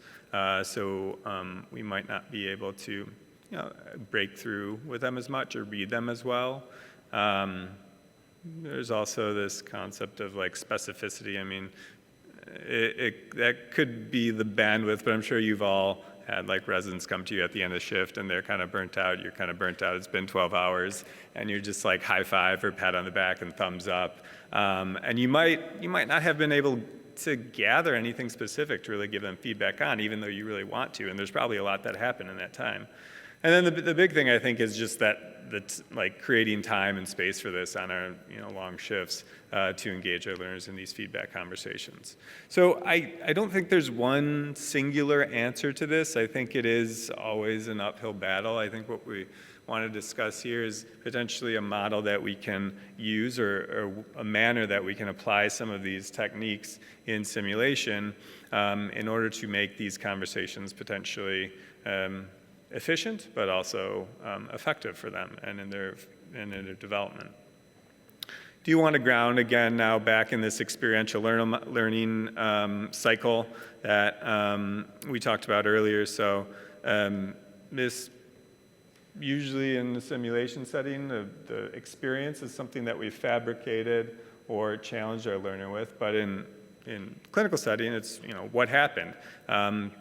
Can't always be anticipated, so you almost have to look out for that as faculty to see what those experiences are and how your learners engage with them during the shift. And then you're also in this role of creating space and time and energy for bringing them to a space of reflection about how they handle those experiences and conceptualization about how they can potentially improve in the future based on their experience during the shift.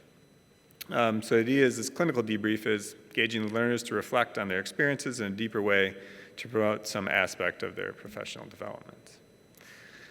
And I want to touch on this principle of clinical coach. I think it's come up in the academic medicine literature in regards to like competency-based medical education. And this framework definitely, I think, draws on some of the concepts we promote in simulation education. More specifically in regards to like promoting learner self-assessment, creating these collaborative objectives, but also in its provision of psychological safety in engaging our learners. I do want to make a distinction, though, between coaching and feedback. We'll say like feedback, I think, we talked about in like the long form debriefing, it's often that like concrete experience, it's the content. It can sometimes be positive statements, sometimes negative, and as long as it's with some good judgment. But it should be some sort of objective observation of what went on. And you could potentially describe the potential consequences, similar to what Sarah was talking about earlier in the consequences of some of these actions based on their behaviors. Coaching, however, it's more of like process-oriented. It might, use this feedback, but it leverages, again, these communication strategies, the digging, the clarifying, getting into somewhat of like your learner's mental model, and in order to get them to the point where they can reflect and potentially perform some goal setting with what you all talked about. So this is where I'm going to introduce our SFED model. It's an acronym. I think, I've been taught a lot of different rapid debrief, on-shift hacks in my time. Has anybody used this SFED or tried to apply it in a clinical setting? Again, from some of the challenges we talked about, I think it is a method or some sort of tool we might use that does draw on principles of experiential learning, coaching, and also delivering feedback, and integrates it into an acronym here. It stands for self-assessment, feedback, encouragement, and direction. So you can even break that down into easier steps, which is ask, tell, and ask. And we'll walk through the different portions of that here. I should mention this in your packet. This infographic actually is linked to, so this infographic is embedded in that QR code, which it's this just-in-time teaching tool that actually was developed by one of the nurses, I believe, where Tiffany works at over in Northwell on Long Island. It's a great tool, not just for like your own reminders, but to actually, if you are doing faculty development with other people in your department and want to give them an easy and accessible way to review some of these topics, it's a great resource for that. So the first ask in this model is, really gets to the core of experiential learning. This should be basically encouraging your learner to self-assess themselves. So it provides some insight into learner perspectives for the debriefer, similar to the reaction phase we talked about during the long-form debriefing. And it also might require some specific utilization of the communication strategies we discussed earlier, especially if some of the reactions are just superficial or perfunctory in nature. You might have to dig a little more with your learners in order that they do a deeper dive into the reflective process. The next portion is really just delivering what you saw. So it's the feedback portion of this method. Describing something objective, specific observations, similar to the analysis phase that we talked about in a long-form debrief. It might also be worthwhile, we talked about Kolb earlier, but even to be specific and focus it either on something in the cognitive domain, the affective or attitudinal, or something in regard to psychomotor feedback, just so you can frame it and create some foundation as to what you're talking about rather than just talking about in generalities. And part of this is, again, in this coaching, in this methodology of coaching, is to provide some positive reinforcement and encouragement. I think there's some attention to the psychological safety. You want to read them and make sure that you are creating a positive learning climate in the delivery of this feedback. And then the last part of this is just ask. So this is kind of bringing it full circle, is asking them to, what are their takeaways? This is the summary phase of the long-form debrief, but it might also be a time in which you engage your learner in applying some of the concepts in the SMART objectives we talked about earlier. So what is something specific, measurable, actionable that they can do moving forward or on their next shift to improve in some manner in what you all had talked about?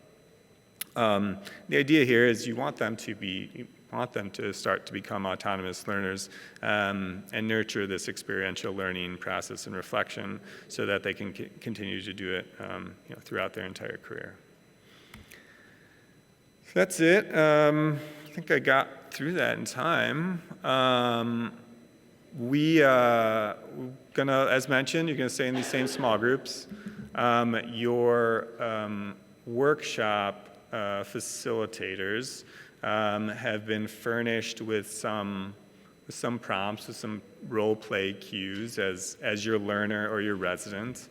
And then as the workshop participants, it's up to you to try this model out. Obviously, we all have our different ways of delivering feedback on shift. I think the idea is if certain parts of this work for you, you feel like you can integrate and that's effective, then certainly think about it. But the idea is that with everything we talked about today, you can probably apply a lot of the different concepts to these, what we talk about, the clinical debrief, or these efficient interactions with our learners. So I will let each table sort of facilitate themselves. And we might come back at the end just to do a group debrief in at least we could do this for 30 minutes, so 45. Yeah, cool.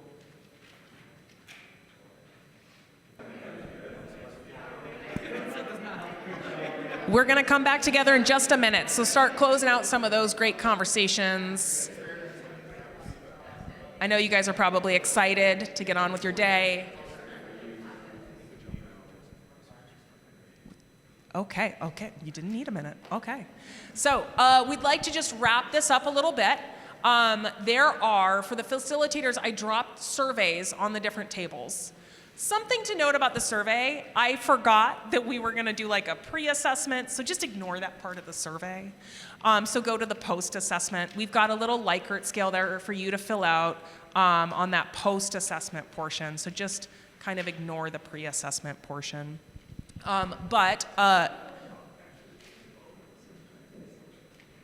Oh, well, if you want to fill out, if you think that you remember what your impressions were before we taught you everything, feel free to give us that type of information as well. But because we are going to take some of these, and this is likely going to be, we would intend to publish this curriculum on like a MedEd portal. We do just need a little bit of assessment data from you guys to kind of support what we did and get some from you. And so we're going to have a little statement read. So this is all IRB compliant. Yay, compliance, it's so lovely. So the TLDR is just that yes, we may use this for research. It is anonymous. Of course, you get all the teaching, everything regardless of it. If you want to give feedback, but you do not want to be part of the study, just write no research on your paper and we will not use it, but we'll use it to improve for next time. No, just say no. That's our best work. So very quickly, just that you're being asked to voluntarily participate in a research study. We ask you to be in this study because you're attending one of our educational sessions. We're doing this to assess the efficacy of the session you've been attending. If you agree, we'll ask you to complete this. And if not, of course, you can just write no research on it. There's no identity, there should be no identifying factors on the actual form. Please do not sign the form. That is all. If you have any questions or concerns, this is through the Boston University IRB, and you can contact me, Steph Stapleton, snstapleton13@gmail.com. Thank you very much. Statement done. Symptoms may include rash, diarrhea.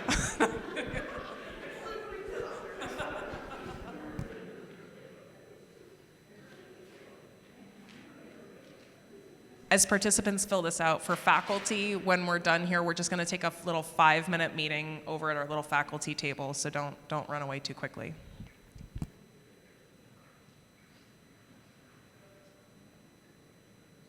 Oh yeah, when you're done, you can just put it face down right in the middle of the table and we'll collect those. And we really appreciate, like you said, holding the basic assumption about us. We care so much about making this effective. So if things weren't effective for you, we really, really want to know. And the things that were really effective for you and that you felt that you would want your colleagues to learn and landed really well, please let us know that as well, because it's very helpful for us to know where to focus our attention the next time that we do this.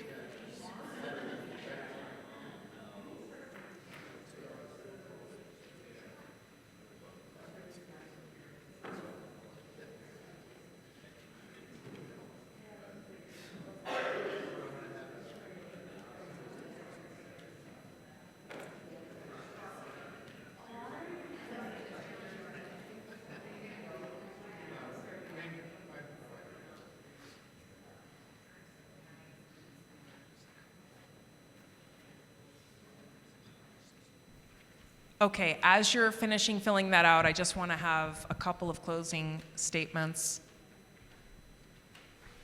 So thank you for everybody. We really thank you for your participation. I saw a lot of great learning happening at all the tables, and that only happens because you guys were really engaged. So I really thank you from the bottom of my heart for all your participation and all the effort you put into this and all the attention you gave us at something so late in the afternoon. I know as East Coasters, it's like 8 o'clock at night now, which it just feels really late. But we started with that pre-briefing, how to set the stage, those learning objectives, how to be very clear. Then we went on to that communication, and then the structure. We focused on structure in different settings. So I am just really curious. I would love to take a minute or two if anybody had something in here that they thought really landed well with them that they're going to take home and act on. Did anybody feel like something really, really landed with them and that it stuck, that they're really going to take home? Thoughts? I'm just curious. Getting a script for mid-shift debriefing.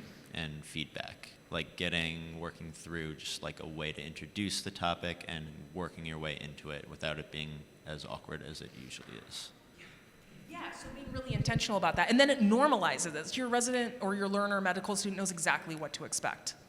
Any other thoughts about things that you guys are planning on taking home and like pretty much maybe in the next week or two applying?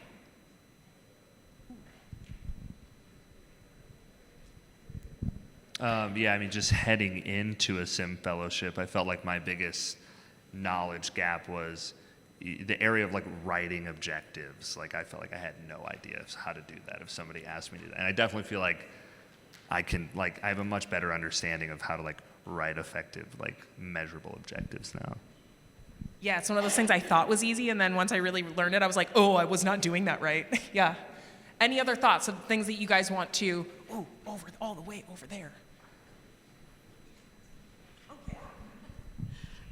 One of the things that it's just really helpful to have some like scripted language for the pre-brief. Like there's a lot of stuff that I loved that I would hear some of our more experienced debriefers and sim folks say, but I didn't have the words myself. So like actually having this written out where I can like source it and practice it is really helpful. Yeah, and there's actually been quite a few studies from ACLS learning that shows that when people read off of a script, sometimes the learning is actually better than if they just vamp it. So don't be afraid to read off of a script. And eventually you'll just memorize your own script, but don't be afraid to have that. I used to have mine on my phone. I would just read it. It only took me about 6 months to like just finally get it where I knew what to say. Any other last thoughts? What about this table? We didn't hear from this table. I know yes! I think the learning objective development was extremely helpful for me personally. Good. I didn't know if that would be something that you guys had already covered and that you knew, so I'm really glad that that landed with people.